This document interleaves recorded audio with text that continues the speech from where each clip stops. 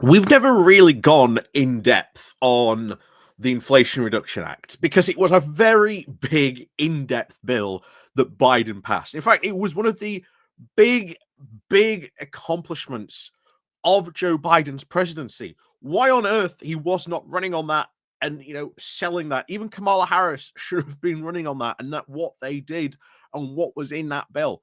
However, of course, as I've said many, many times, that bill really, really good for America. Really good for America. Uh, Not so good, of course, if you aren't in America.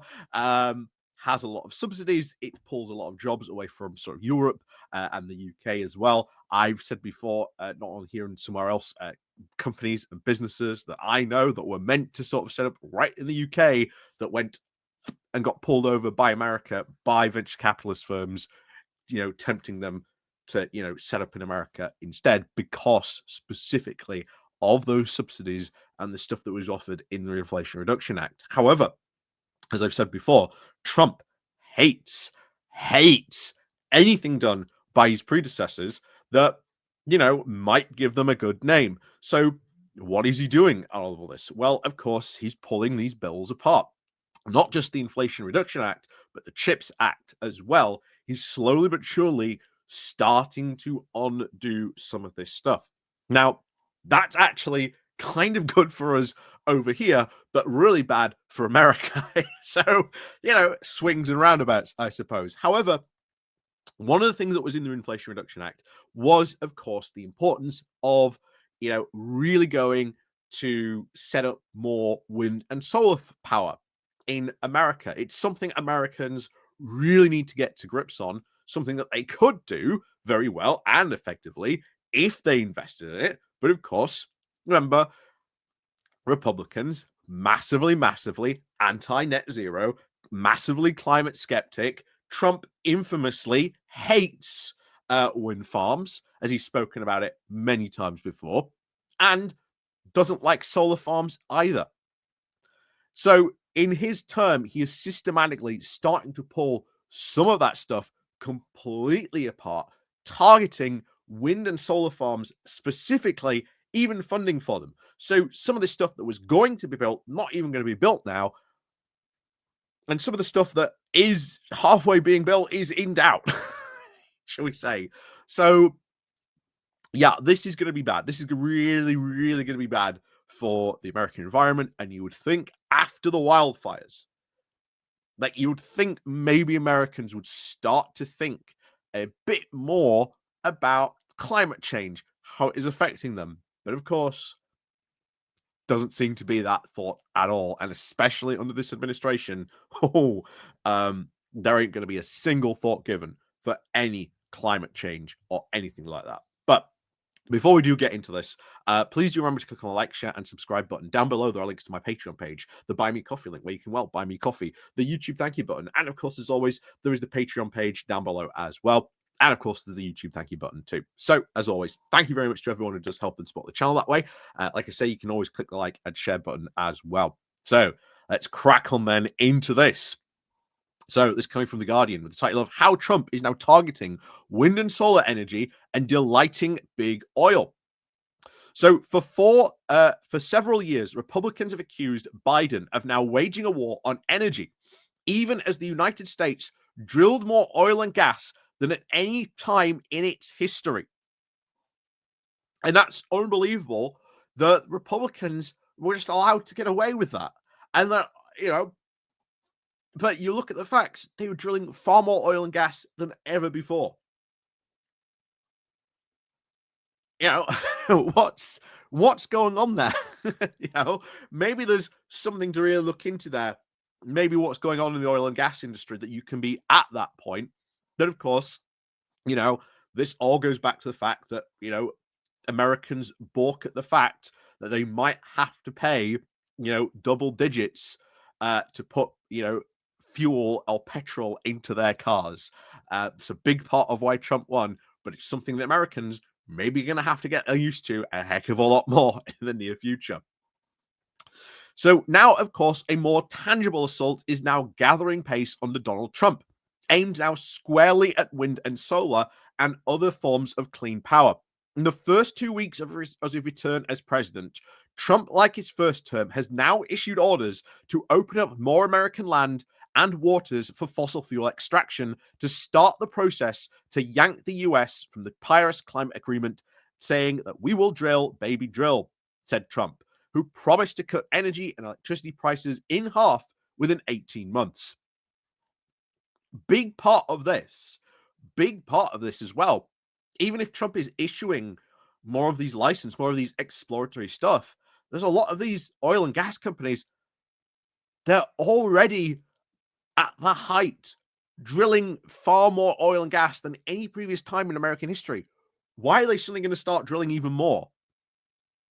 And this is just a question of where their industry is at. They don't necessarily want to go and drill more because they're already drilling, pretty much at capacity at this point. But there you go. But Trump has said this time also launched a massive blitzkrieg against renewable energy, with his Department of the Interior now temporarily suspending all clean energy development and tellingly, of course, not oil and gas on federal land. Meanwhile, an energy emergency has been declared. Everything's always an emergency to Trump. That's just how he runs his government. It's like last time. And this now has mentioned the need to, quote, bolster crude oil, natural gas, and lease condensers, natural gas liquefiers, refinery petroleum and products, uranium and coal, but not solar, wind, or any other clean energy technologies. Trump has said he would like to see good, clean coal, the dirtiest form of fossil fuels, to meet now the rising demand for AI generation. Trump has long, of course, disparaged wind energy, calling it disgusting and basically alleging that turbines are now the primary cause of whale and bird deaths. His administration has now halted all federal approvals for onshore and offshore wind farms, saying that we don't want windmills in this country. The president said, recently told Fox News, that the wind blows and it doesn't blow at the time, at the times it now costs a fortune, that they are sort of made in China. They kill the birds and they are horrible. He then, of course, went on to attack solar, the now fastest growing energy source in the US. You see why that was. Why was it the fastest growth of source of energy in the US? Inflation Reduction Act. I said many years ago when these things first kicked off, like how good that was actually going to be for America, how good it was going to be for its industries. And I was saying we should be replicating, thinking of doing something very similar over here, a similar kind of act. But hey, Trump is literally pulling those two acts to pieces, destroying two of, I would think, the biggest pieces of Biden's legislative history of what he actually achieved. They're going out now. But there is still, I would say, we should be copying those. We should absolutely be copying those. There is one currently. The EU was doing one, and I think they still are. But again, unfortunately, something like this can take a while for the EU to get done. But they are doing it.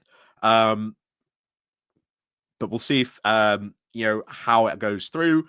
There is, of course, a lot more push from countries in Europe itself to sort of transition to this stuff, partly because of the war in Ukraine, not having to rely on sort of Russian oil and gas. So a lot of countries have really sped up their renewable funding. Their transition to renewables has really sped up within the past couple of years, which is, again, very good. That's what we like to see. But again, this is something where this green energy transition, this new green industry, which we've talked about before, I said before, Chris Skidmore might have been, a Tory, wrote, Britannia Unchained, but I'll tell you what, the guy gets it when it comes to the net zero energy transition. He's one of the few green Tories out there who really get the net zero transition to it and what the massive benefits would be to the British economy, British manufacturing, and a whole range of stuff should we sort of pursue that. So Back to this. The smaller, of course, scale solar projects are now also being suspended, with new administration now freezing $70 billion in funding now already awarded for community and rooftop solar in low-income communities. So no solar panels.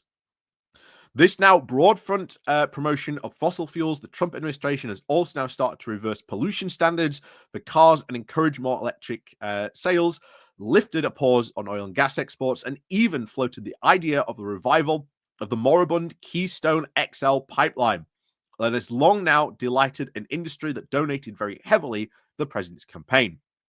This is a new day for energy, American energy, said Mike Summers, president of the American Petroleum Institute. We applaud President Trump for moving swiftly to chart a new path for U.S. oil and natural gas. We are embraced, not restricted.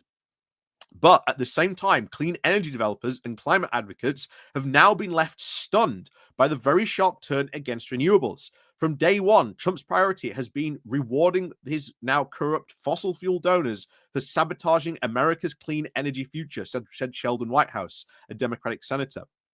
A White House spokeswoman said, did not, of course, answer these questions as to the abundance of renewables in his vision, instead of pointing now to the focus on reversing the harmful and short-sighted policies of the previous administration. The last Trump administration also now similarly sought to champion fossil fuels, but there is now, quote, the aggressive use of every imaginable presidential power to favor them over renewables, saying Barry Rabb, an environmental policy expert over at the University of Michigan, saying renewables will largely just get in the way of these goals. The president sees no advantage now in pursuing them, said Rabb. The rhetoric around wind energy, it isn't new, but it's particularly embittered. It's really ratcheted up. Rabb said that the vast support for the clean energy in the Inflation Reduction Act passed, of course, under Biden. These provided targets, but they weren't previously there for Trump to aim at. The president has called the bill a giant scam and has already paused all its spending that aids renewables, electric cars, and batteries now produced in the US. I wonder what Elon Musk thinks to that. We'll see. I expect at some point, as we've always been predicting, there will be a fallout between Elon Musk at some point, and it is going to be, oh boy, is it going to be big. But back to this. So renewable sources of power, including nuclear, generated over a quarter of US electricity back in 2024, a very significant leap from when Trump was last in power. Wind and solar surpassed coal for the very first time just last year and is expected now to dominate the freshly added capacity throughout 2025, with hundreds now of thousands of new jobs turbocharged by the Inflation Reduction Act's tax credits. See, keeps on coming up. Inflation Reduction Act, really, really good. America, we always said, building the green energy infrastructure, building the factories of the future to get involved in this green industries of the future. America zoomed ahead because of that Inflation Reduction Act. Now, because of Trump, he's pretty much, shot both feet in that race. And bear in mind, we had the exact same thing happen to us underneath Rishi Sunak. However, the US, of course, still lags very much behind other countries, notably, of course, in Europe and China, in now deploying these renewables to actually needed to avert the worst of the impacts of global heating and lessen thousands of deaths and illnesses from fossil fuel air pollution. Analysts have also warned that political uncertainty now risks undermining the required clean energy rollout. The removal of the tax credits would now severely dampen growth. And this is because Trump, massively anti-net zero, massive climate skeptic, and it's going to do a lot of damage. It's going to do a lot of damage to that industry. But, hey, this is where I've said we should be copying the Inflation Reduction Act. I've said that time and time again. I think Starmer should be copying it in some way. Absolutely copying it. So all of this is driven by culture war politics. Trump is now attempting to strangle the US clean energy miracle in its crib so that he can now create a boogeyman and be top of the political moment, said Paul Balstow, who was a climate advisor to Bill Clinton. It is completely illogical because it destroys working class jobs and allows China to eat America's lunch on clean energy. But as long as it meets his culture war objectives, he indulges in it. He said there will now be ferocious lobbying in Washington over how much the IRA to actually dismember. Yeah, it's not the Inflation Reduction Act, not the other IRA. With now the Republicans now faced with the choice of backing Trump, all these clean energy investments, overwhelmingly now flowing into their rather than their Democratic districts. And the four leading states for now wind energy generation are Texas, Iowa, Oklahoma, and Kansas. They are also now conservative bastions. So as you can see, there is going to be a massive fight over how much this gets dismembered. And if they don't back Trump, but they're backing clean energy, well, that goes against everything Trump's saying.